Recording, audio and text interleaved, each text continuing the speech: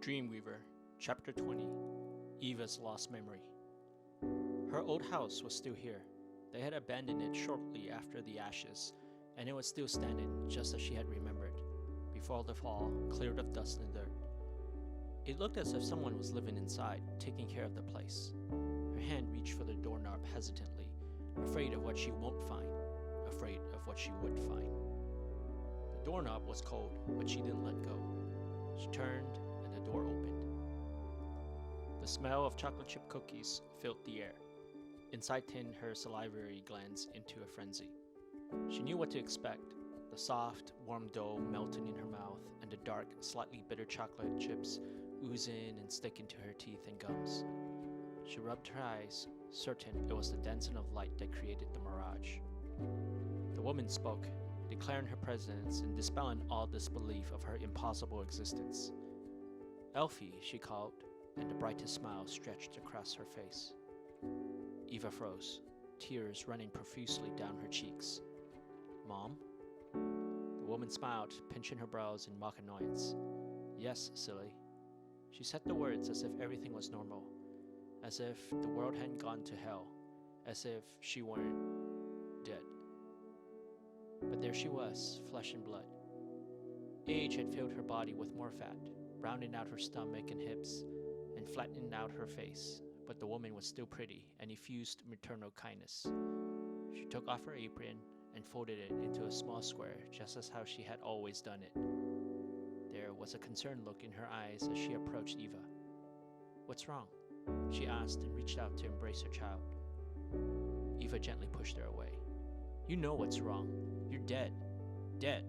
The woman's lips pressed tightly together, eyes narrowing and brimming with tears. She took Eva's hand. "Come," she said, and led Eva over to the kitchen table. "I've waited for so long, Elfie." "You're not real," Eva continued, but the pain reflected in the woman's eyes was, and that made her hurt.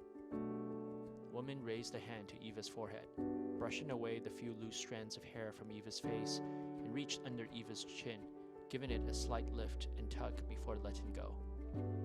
It was their ritual. "You have grown so much. A very attractive lady now." "Where have you been?" Eva asked, sounding like a lost, helpless child. "I missed you so much." The woman's tears were falling, but she still managed a radiant smile and pointed at Eva's heart. "You're starting to remember." "I don't think I want to anymore," Eva cried out, leaping from her chair and into her mother's arms. "It's too painful." Her mother didn't say anything while she sobbed, and she simply held her, stroking her hair. Eva tried to remember how her mother had been up until she was 6, but the memories were fragmented and blurry. None of it mattered now because she had her mother again. Eva tightened her hug. "It will come back, the good and the bad," her mother said in a gentle whisper. "I don't want the bad," she whined like a child. "I've had the bad for so long." "There are two sides to a coin, Elfie. You have to take the bitter and the sweet. That's what it means to be human." Eva nodded, but her mind was focused solely on being with her mother, never to lose her again. The sunlight poured through the window, but the warmth she felt on her skin was nothing compared to the one radiating from within. The streets were empty. Many of the houses that once stood proudly in an upper-middle-class suburb now lay ruined, roofs cratered, pillars sagged, windows cracked, and walls split open to reveal more emptiness inside. Only one house remained intact, but not untouched by the decay around it. Patches of weeds amongst a desert of dirt lay where a meticulously manicured lawn had been. The windows were too pulverulent to allow a glimpse of the inside, but Ainsley knew that it had been beautiful, just as he knew the exact layout of the house without ever having visited. "Can we stop here for a second?" he asked. Isaac looked at Priscilla, but neither of them saw a reason to stop or not to. "Is something wrong?" Priscilla asked. "No, this house. I want to go inside." The wagon pulled to a stop and Ainsley alighted. "Do you want us to go with you?" Isaac offered. "It's all right. Just give me a moment," Ainsley said, wondering why he asked for privacy at all, except that it felt right. For the same reason, he detoured to the rear entrance where he found the door unlocked. He entered into a kitchen. The air was thick, stifled by years of abandonment. Several bowls and dishes still lay in the sink, dust adding its layer to the oil and grime that were already there. An open box of cereal was on the counter, contents undoubtedly food for aught. All the items were left as they were in daily use, awaiting the return of their owners. On the coffee table in the living room were magazines and newspapers depicting times and debating topics that were long forgotten. Ainsley moved on, from empty room to empty room, haunting the ghosts that lived there. The floorboards, unaccustomed to visitors, creaked with his steps. A white specter moved, and Ainsley stopped just outside the master bedroom. It was the tattered ends of the curtains that waved at him, fanned by the breeze from the open window.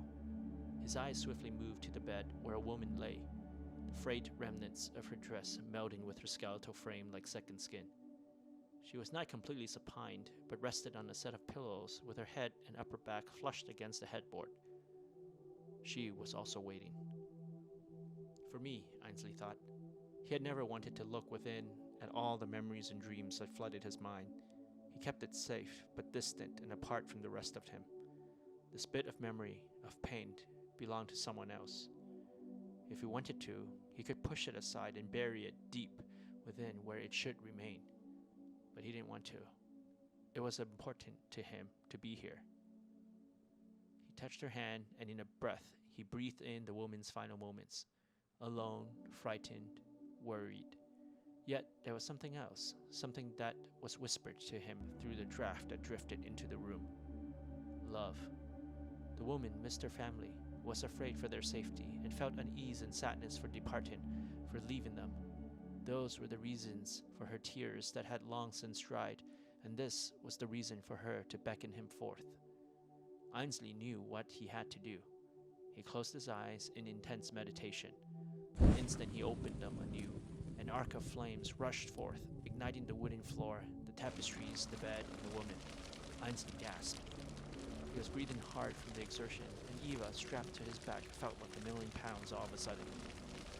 By the time he made it outside, the fire was already chewing the roof of the house, creating new ashes to mix with the old. Priscilla and Isaac looked at him for an explanation, but he didn't feel the need to share a story that was not his, especially when he could feel the wetness of Eva's tears soaking through the back of his shirt.